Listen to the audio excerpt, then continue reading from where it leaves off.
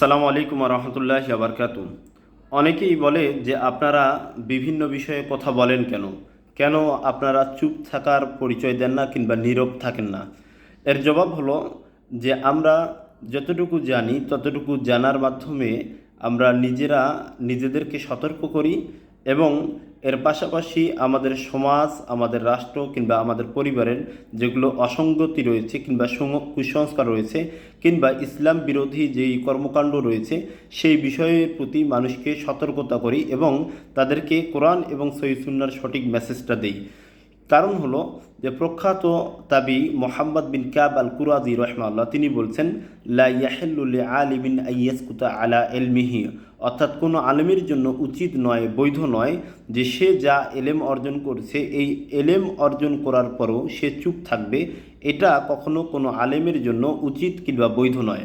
অর্থাৎ একজন আলেম ব্যক্তি সে যতটুকু জ্ঞান অর্জন করেছে এই ততটুকু এলেম অনুযায়ী যদি সে তার চুপ থাকার পরিচয় দেয়, নীরব থাকার ভূমিকা পালন করে, তাহলে তার এই সমাজ কিংবা তার পরিবার, তার রাষ্ট্র মারাত্মক ধরনের অসঙ্গতি কিংবা কুসংস্কার, জাহালাতের সঙ্গে সংমিশ্রণতার কারণে একটা সমাজ, একটা পরিবার কিংবা একটা রাষ্ট্র ধ্বংসের দ্বারপ্রান্তে পৌঁছে যাবে।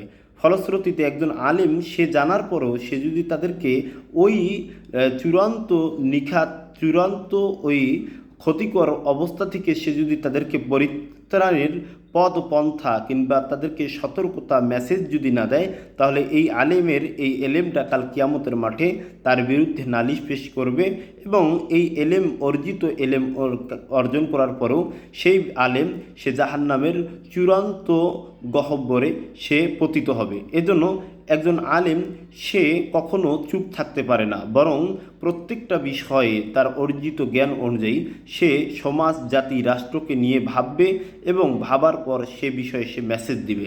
দ্বিতীয় আরেকটি তিনি বলছেন, ওয়ালা লিল জাহিলি আইয়াসকুতা আলা জাহলিহি, অর্থাৎ কোনো মূর্খ ব্যক্তি তার মূর্খতার উপরে চুপ থাকাও তার বৈধ নয়।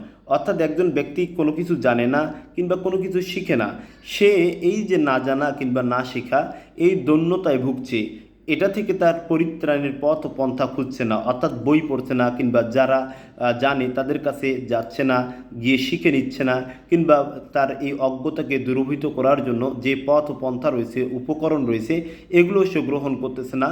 ফলশ্রুতিতে এই ব্যক্তি জাহালাতের উপরেই প্রতিষ্ঠিত রয়েছে, অজ্ঞতার উপরেই প্রতিষ্ঠিত রয়েছে।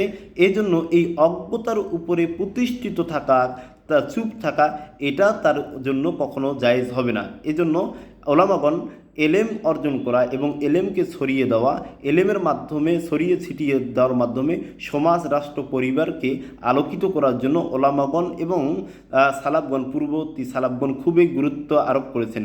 এ ব্যাপারে বিখ্যাত বক্তব্য হচ্ছে ইমাম মালিক রহমাল্লাহ, তিনি বলছেন, নাশরুল ইলমি মিন আফদলি আমালিল বীর, অর্থাৎ সৎ আমলের চাইতে, অনেক সৎ আমলের চাইতে এলেম অর্জন করে এলেমকে ছড়িয়ে দেওয়া হচ্ছে সর্বোত্তম ইবাদত।